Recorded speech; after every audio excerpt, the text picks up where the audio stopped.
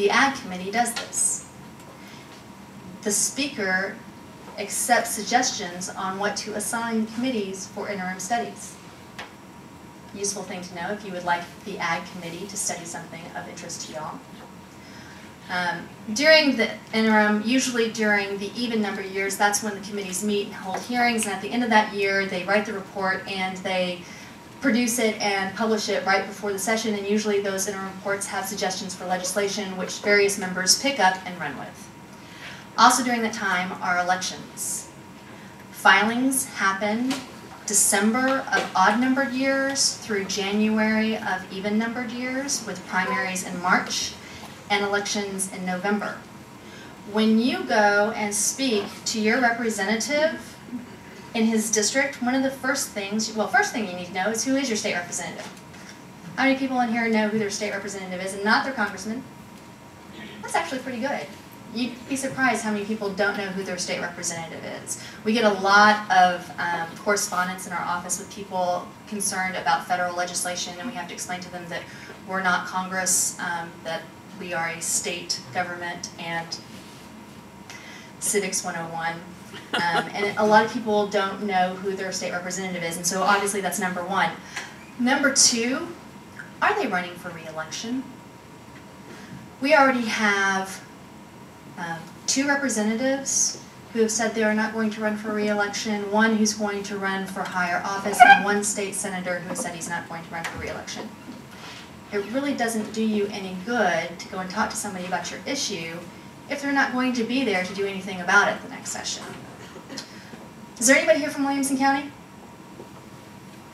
The state senator and one of the state representatives from Williamson County are 2 of those individuals who have already said that they're not going to be serving next session. Senator Ogden has said he's going to resign. There is some speculation about whether or not he's going to run for Congress. And Representative Dan Gaddis, who's from Georgetown, has already said he's going to run for Senator Ogden's seat. So if you went to go talk to Representative Gaddis, that might be very, very useful if he wins the election for senator, and you were there to talk to him early. It's also useful to know that Representative Gaddis has a family farm. Now, I'm sure Judith could probably tell you more about his family farm and whether they raise livestock or what kind of livestock they raise. I just know that it's important that he has a family farm in Georgetown. If you're going to go and lobby your representative during the interim, number one, I would recommend that you call ahead and make an appointment and insist on meeting with your representative. Don't get pushed off to a staff member. It's the interim. They have jobs that they're doing, but most representatives take a couple of hours every week or a day out of the month where they take off of their regular jobs and they come to the district office and they meet with constituents. Or they'll come in on Saturday if they have a particular type of job that doesn't let them come in during the week, or an evening appointment.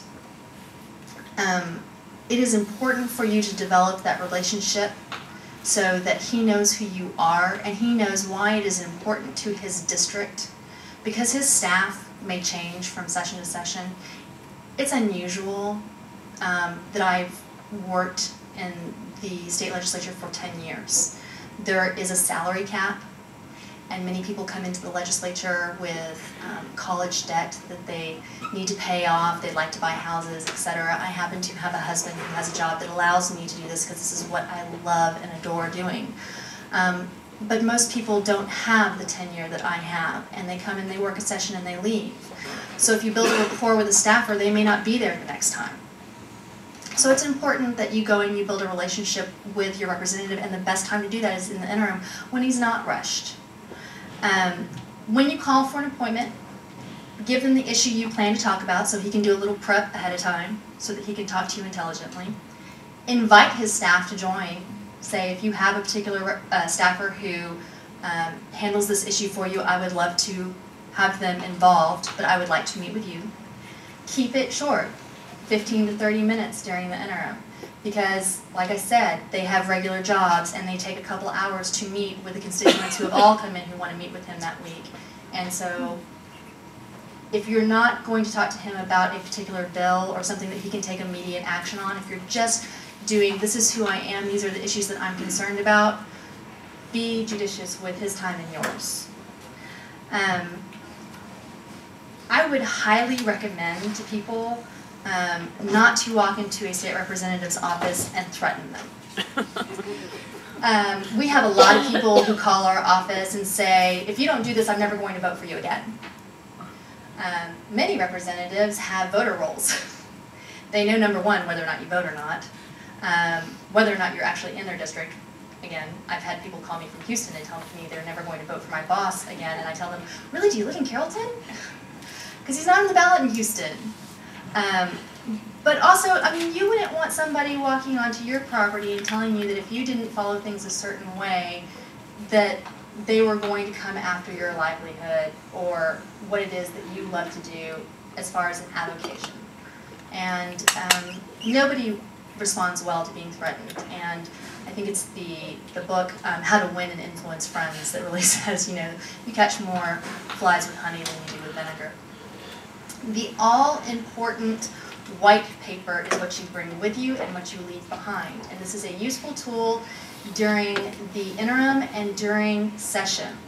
A white paper is literally a one-pager. It has the name of your issue. Give it a name. Raw milk. What's another one that Judith just talked to me about? Genetically modified organisms. Thank you. So you have the name of the issue. You have a one paragraph describing what the issue is. And then you have a list of what your goals are. You would like to see legislation introduced to allow the sale of raw milk in grocery stores. And what you would like for your representative to do. Be supportive of legislation. I would be very careful about asking whether or not you would like to have them sponsor or author legislation. And the reasons are multiple, and this is something I would recommend this be a group decision. If your group is going to lobby on this, that it should be something that you have a committee, a legislative committee, get together and decide who's going to carry your legislation. And the reason why are various, but I mean, number one, are they ready for re-election? If you walk into your state representative and ask them to carry legislation and they're not ready for re-election, that doesn't help you very much. Number two, I'll give you an example from our own experience this past session. We had a bill that would have created a tax credit program for people, capital investors who came in and invested in low-income poverty areas as defined by the federal government. It's a dovetail of a federal program already in existence.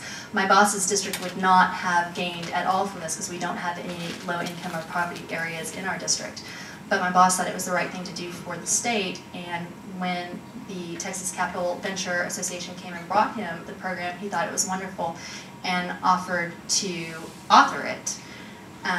We asked them if they had a particular senator in mind, and they said, well, we've already asked Senator Tommy Williams to be our sponsor in the Senate, which we thought was wonderful because my boss and Senator Williams have a great relationship, and he's a Republican like my boss, that they get along well, and he's well respected over in the Senate, which was great up until the first week of session when Senator Tommy Williams decided to offer the voter ID bill, which blew up the Senate and caused a third of the membership of the Senate to absolutely hate him, mainly all the Democrats.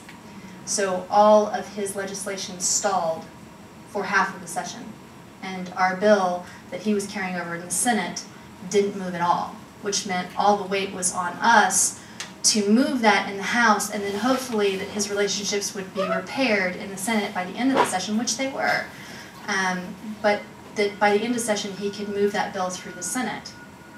Now that's not necessarily something that we could have foreseen coming, nor could you, but my point is, before you individually go and ask somebody to author legislation, it might be useful if you consulted somebody who knew more about the legislative process than you did. But certainly asking your representative for his vote and being supportive of your issues is absolutely crucial and important. You can also do this during the interim with the staff in Austin. If you happen to live nearby or plan on coming here for some reason, you can do it with his staff, and you can do it with targeted staff like the staff of the Agricultural Committee. They may not necessarily be the same members from one session to the other, but once you've served on a committee and you kind of gain knowledge in that topic area, members on the floor kind of tend to look to you for advice on bills that come forward. My boss used to be the chair of the Financial Institutions Committee, and he no longer is. He got what is considered a promotion to a different committee. But members still come to him on the floor and ask him about bills about credit ratings and